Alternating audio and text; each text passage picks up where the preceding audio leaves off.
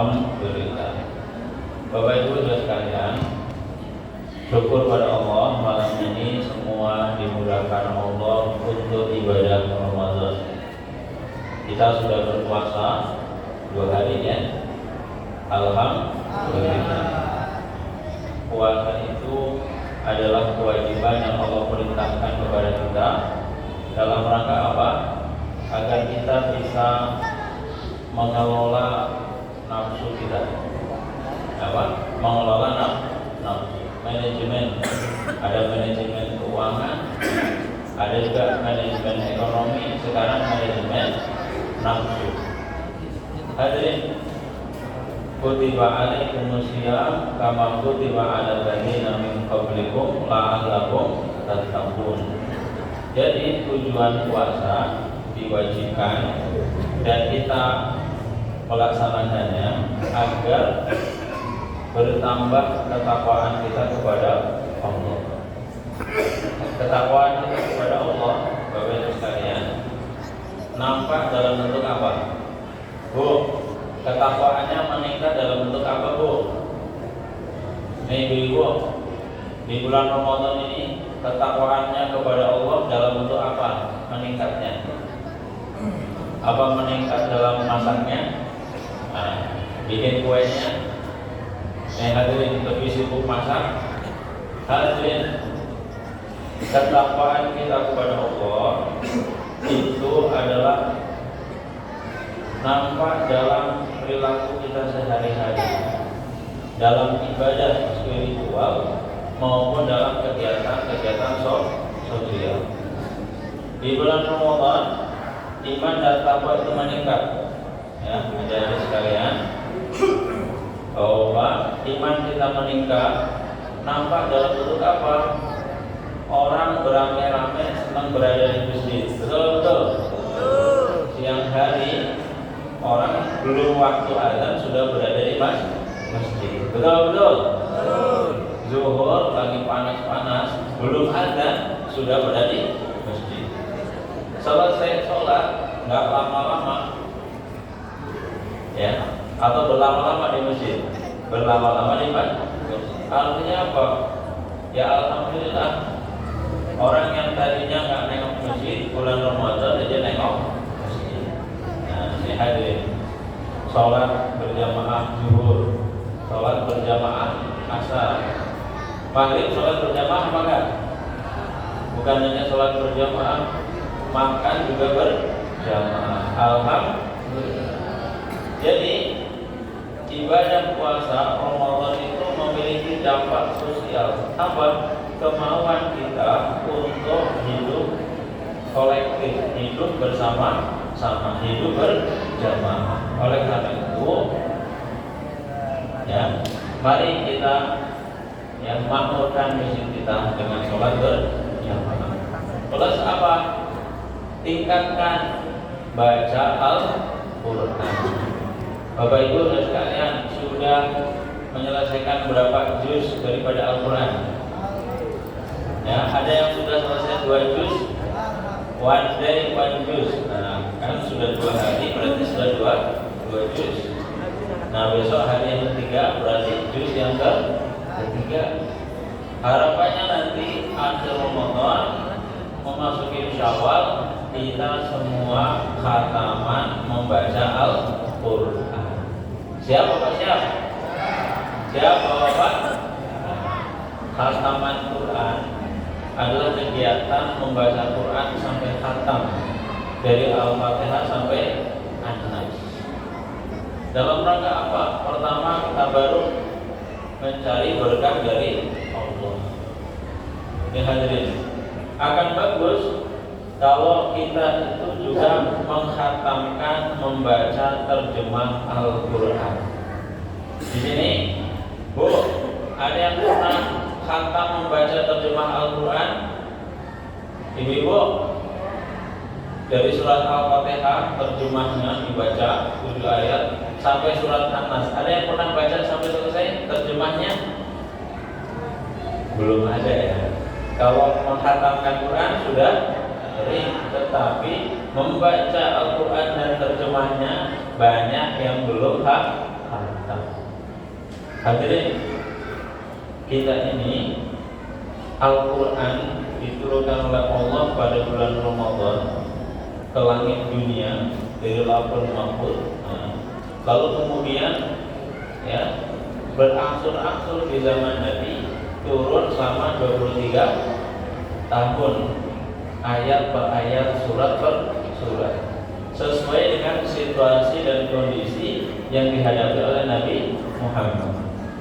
Al-Quran kalau kita baca semuanya pakai persentase 25% ayat-ayat Al-Quran itu ya Bapak itu membahas tentang sejarah bangsa-bangsa dahulu, sejarah nabi-nabi, sejarah para penguasa zalim dan penguasa yang adil, sejarah nabi-nabi yang protes terhadap penguasa yang zalim.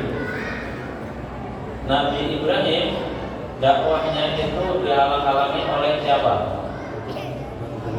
Bapak, Nabi Ibrahim dakwahnya dihalang-halangi oleh siapa? Oleh seorang raja, namanya Raja Namrud. Orang yang tinggi besar, ahli matematika, sampai bisa bikin menara. Menaranya sangat tinggi, namanya Menara Babylon. Ada yang tahu artinya Menara Babil? Orang tahunya dalam sejarah Babilonia. Babil itu artinya apa? Bab itu pintu, il bahasa Ibrani Allah. Jadi Babilonia itu pintu menuju kerajaan Tuhan. Babil. Namrud itu tinggal di kota Babil yang dulu ya, ketika kapal Nabi Nuh itu banjir sudah surut ya, maka Nabi Nuh kapalnya turun dari kapal lalu membangun kota. Nah, kotanya Nabi Nuh itulah kota Babylon. Tapi setelah sekian lama Nabi Nuh itu wafat, berganti bangsa, datanglah Namrud. Oh, ternyata Namrud berbeda dengan Nabi Nuh. Dia menjadi penguasa yang zalim, yang mengaku dirinya sebagai Tuhan selain Allah. Hadirin, dunia ini mengalami dinamika, mengalami perubahan terus. Maka sejarah perubahan dunia itu direkam dalam Al-Quran. Nah, orang-orang zalim apa akibat yang diterima oleh orang-orang zalim? Kira-kira orang yang zalim hidupnya senang apa susah? Ibu-ibu, orang zalim hidupnya senang apa susah? Nah, kelihatannya senang, faktanya belum tentu senang. Hadirin, karena apa kata Allah? Ya, siapa yang berbuat zalim, fatasqo, kamu akan celaka. Namrud itu zalim, hancur binasa bukan oleh Nabi Ibrahim, tetapi apa? Oleh seekor nyamuk yang masuk ke telinganya. Betul. Orang yang menyombongkan diri biasanya dia hancur oleh makhluk yang kecil. Orang yang merasa besar menyepelekan yang kecil biasanya dia akan jatuh bukan oleh orang besar tapi oleh orang kecil. Begitu hadirin. Fir'aun itu menghalangi dakwahnya siapa? Nabi Musa. Dalam surah Al-Baqarah, dalam surah Al-Imran, dalam surah Al-Maidah itu kisah tentang Nabi Musa dan Fir'aun diulang. Ada apa? Agar kita yang membacanya itu mengambil pelajaran bahwa orang zalim meski menjadi penguasa yang hebat pada zamannya, akhir hidupnya akan celaka. Apa? Akhir hidupnya akan celaka.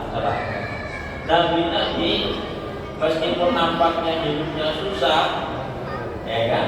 Nampaknya hidupnya susah, tetapi akhirnya mereka akan hidup sejahtera, akan hidup senang.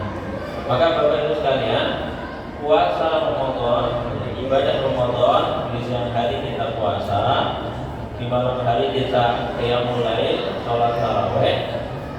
Kita juga dianjurkan untuk berbagi berbagi dengan orang-orang yang membutuhkan. Nah, hadirin, karena biasanya orang zalim itu mereka mudah berbagi dengan orang lain apa enggak?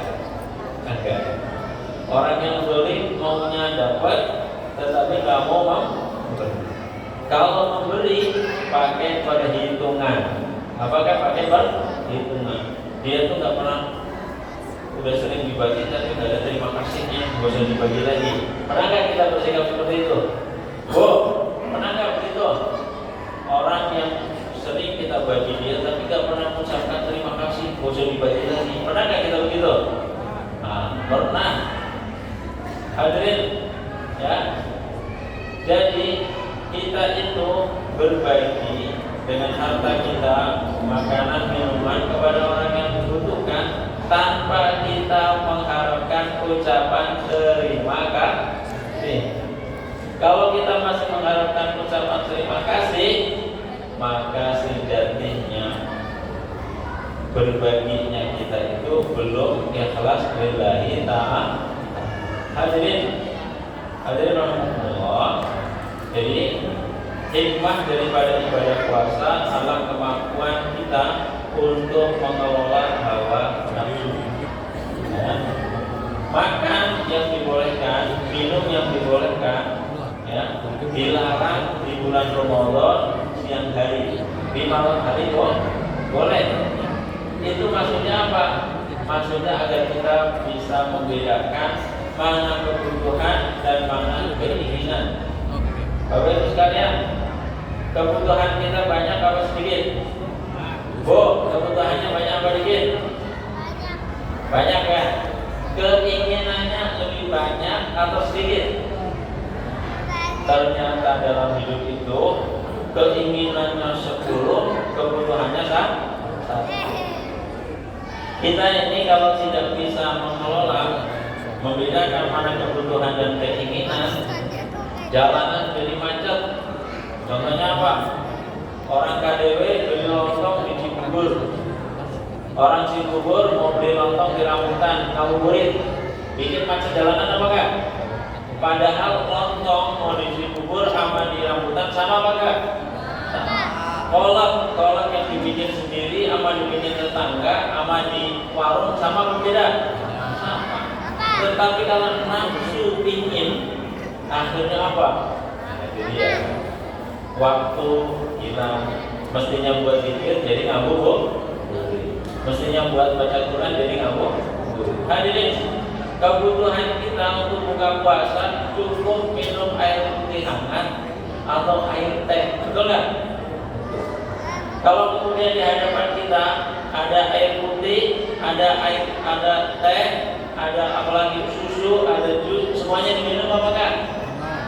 Nah, kalau semuanya diminum, yakin saat sholat tarawih ngantuk. Betul. Maka di antara puasa kita itu benar dalam praktek apa? Buka puasa secukupnya, sahur juga secukupnya. Jangan lagi orang KDW beli lontong di Cibubur, beli lontong disusukan bikin macet, betul nggak? Macet itu sama-sama lontong sama nasi sama apa enggak? Sama, hanya bedanya lontong itu nasi yang dibungkus, betul. Sama itu ternyata. Kadang orang Jawa kalau belum makan nasi belum makan, lontong udah habis piring, ya, geblok udah habis. Belum sudah makan belum makan nasi. Padahal lontong juga Maka hadirin, mudah-mudahan Ramadan tahun ini kita betul-betul bisa mendapatkan hikmahnya, kemampuan membedakan kebutuhan dan keinginan, kemampuan kita mengelola hawa nafsu. Ingat, inna nafsa la'ammaratun bisu. Nafsumu itu mendorong kamu untuk berbuat berlebihan, berbuat buruk.